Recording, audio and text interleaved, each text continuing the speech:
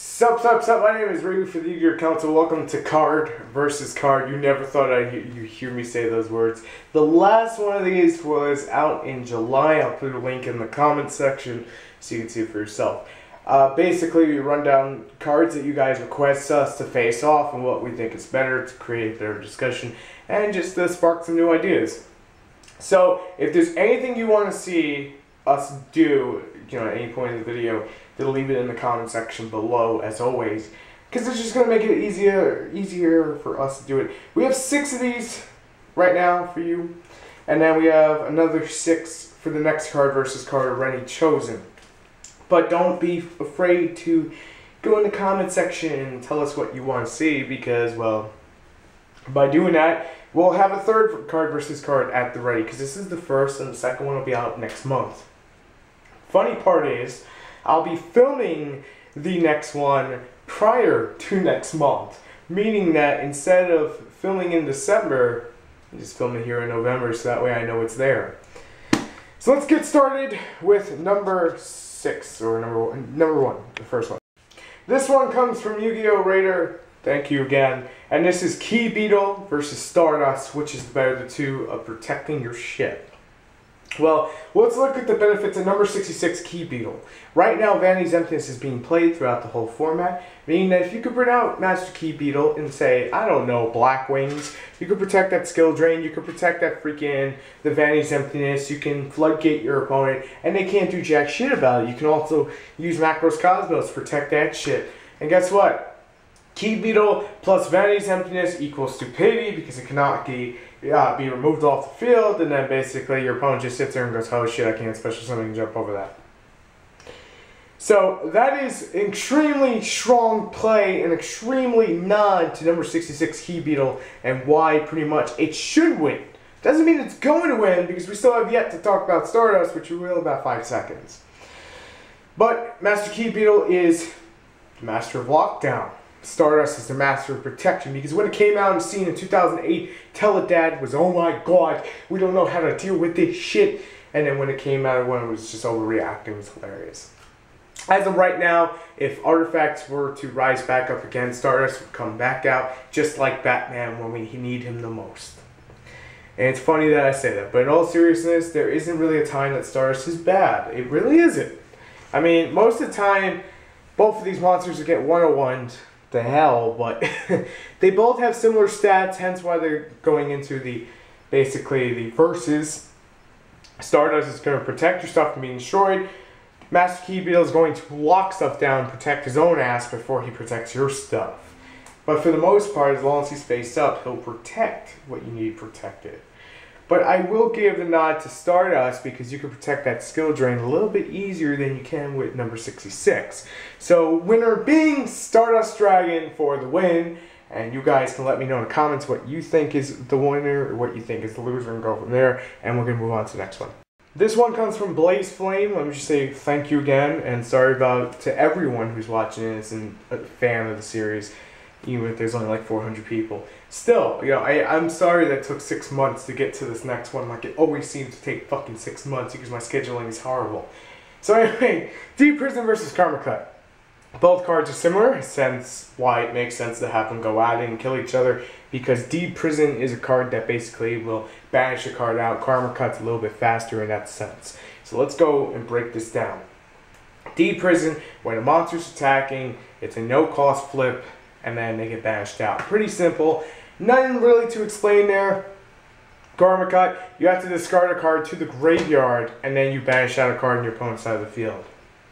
I've said this before, I really like Karma Cut because it can also remove out other targets of the said card, and that's why I really do enjoy it. But the question is not about Karma Cut's effect or Deep Prison's effect. It's more about what do I think is better. In all honesty, for this format, I would say Karma Cut because it's faster, it's more responsive, you can hit other shit, and Deep Prison, it's only going to be the monsters. But don't take Deep Prison lightly just because it lost. I'm giving Karma Cut the win, and let's move on to the third one.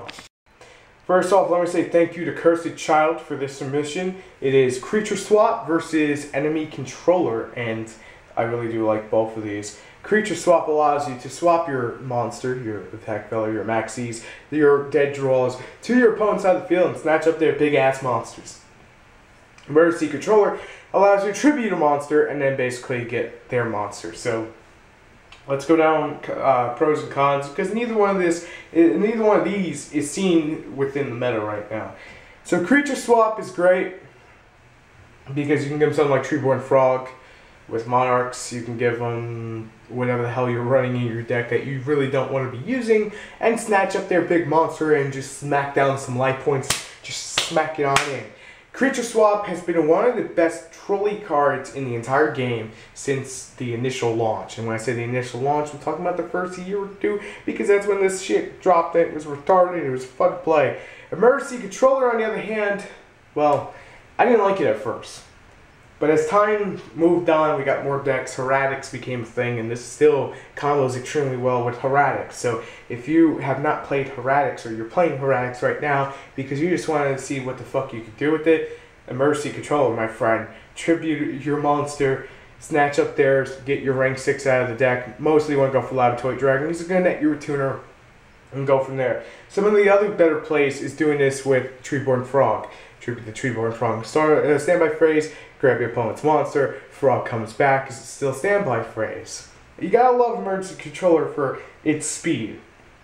But speed is not always going to win, because 90% of the time, Creature Swap can be better for the majority of decks, not just the 1 or 2 decks that I mentioned. So I'm going to give the victory straight to Creature Swap, because I think it's more deserving than Emergency Controller. But if you feel I'm wrong, let me know in the comments, and let's move on to the fourth one. Alright, first let me say thank you to Hexstickman A Mirage for your submission and request for Destiny Hero Plasma versus Destiny Hero Dogma. I'm going to make some Destiny Hero fans very mad at me in a second here. Dogma is not as easy to bring out in my eyes as Plasma. Plasma has a much better effect because of the skill drain ability, and basically just locking your opponent's monsters down, sucking them up, and saying, I have a meat shield, come at me, bro. I just really like Plasma better, in all honesty, if you're going to bring out one of these. Most of the time I main deck Plasma before I would main deck a Dogma, don't get me wrong. Dropping your opponent's life points down in half is fucking hilarious, and watching their faces just go from red, like from green to red, well, whatever, you know, green to red. Yeah. Basically green with enviness and red with just I want to kill you status for what you just did in my life points. It's hilarious, but Plasma is just a better monster when it comes to the overall game. There's a good chunk of monsters that just have effects, and it's very little that don't. So most of the time, Destiny Hero Plasma is the much better pick, hence why I'm going to give it the win here at the number 4 spot on here. I've saved the best for last, which is something I came up with, which a lot of people were talking about, and it's going to be fun. But before we get to there, I got another one for you. One more submission. Let's do this! Alright, before we go into this request, HM Music, thank you for your 4 requests. I actually broke down your 4 requests throughout these 2 card versus cards, so don't be afraid that I didn't, I just ignored it and chose the one. I'm always going to use everything you guys suggest, even if I don't seem to use it the first go round, because I can only edit 2 cards in. That means the 3rd card has to be placed in the middle, or any multiple cards or anything like that. So it means it has to be filmed differently. Let's just put it bluntly like that. So those take a little longer, and because I just want to get this out to you, I kind of drop those. So we'll get to them. Don't feel like we won't. 3 on 3 is perfectly fine by me. 6 on 6 is perfectly fine by me. It just takes that much longer to edit. So just keep that in mind, guys. I don't just forget about requests. I go back and I eventually go, all right, let's do this. So I quickly again started HM Music. It's just rumbling there. But Kuribo versus Scapegoat. You wanted to see it. I'm going to give it to you. Kuribo is one of my favorite fucking cards, secretly, because of the fact that you could drop it, and it's basically like a Necrogardna, where you won't take any battle damage for the 1 battle. Scapegoat allows you to get 4 monsters on the field, allows Jackpot 7 to be a deck, and also allows you to synchro into Quasar. What the hell do you not like about the Scapegoat? That Joey Wheeler power. But in all seriousness, we all know Yu-Gi-Oh was 10 times better with that Kuribo and the 10,000 multiple freaking Kuribos that came on screen and just cock-blocked the shit out of Blue Eyes Ultimate Dragon and somehow fused Mammoth Graveyard with fusion air, like the living arrow into fucking the damn thing. Yeah, I know my Yu-Gi-Ohs. So, in serious notes, when we're talking about playability, most of the time we're going to say Scapegoat's better.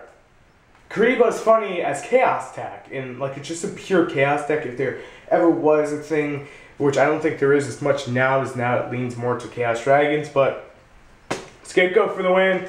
Don't forget about Kuribo. Let's go to the best of the best. Ladies and gentlemen, it is my honor, to your left, Vanity's Emptiness versus, weighing in at 1 gram, Royal Oppression to the right. Royal Oppression being the people's champ, Vanity's Emptiness being John Cena, because John Cena's a bitch. Okay, enough with the WWE references. Vanity's Emptiness is the hottest thing on the block right now since sliced bread, and Royal Oppression was at one time too. Pretty much, we almost use them for the same means, but now we use it a little bit differently. I'm going to break it down. Royal Oppression, you pay 800, both players can play Royal Oppression, not just once. You're limited on how many times you can stop special summoning. But if a card's sent to the graveyard, it ain't going to the graveyard. It's staying its ass on the field, and you're going to have to deal with it. It's the people's champ. Vanity's Emptiness, when a card's sent to the graveyard, it's going to go away, which is a good and a bad thing. Your opponent cannot use it, only you can use it. You could flip it, and they can't do jack shit about it unless they got that something to get it off the field, Raigeki, MST, hey. I love Vanity's Emptiness as much as I love Royal Oppression. They both are, fuck you, and then they joined the meta and said, fuck you for trying to use us in that time, meta, ha ha! But in all seriousness, that's how the hell it feels. These are both very similar when it comes to card design. The only difference is that one you have to pay life points and one you don't. Some people right now would probably say Vanity's Emptiness is more busted than Royal Oppression. I kind of look at people and, huh? There is a great flaw in that because Vanity's Emptiness is easier to get off the field because you have more options. You could just play Raigeki and then hit their monsters. They're going to hit the graveyard and then the fucking Vanity's Emptiness is going to go with it. If you did that while Royal Oppression was up, it wouldn't happen. And that's why, ladies and gents, I called Royal Oppression the People's Champion because the People's Champion don't give a shit. The People's Champion, in all seriousness, Royal Oppression for the win. It's going to take the win. It's going to do it. You love it. You'll come back for more. Thanks for watching. Make sure to rate, comment, subscribe. Royal Oppression for the win. I'll see you next time. Thanks for watching. Peace.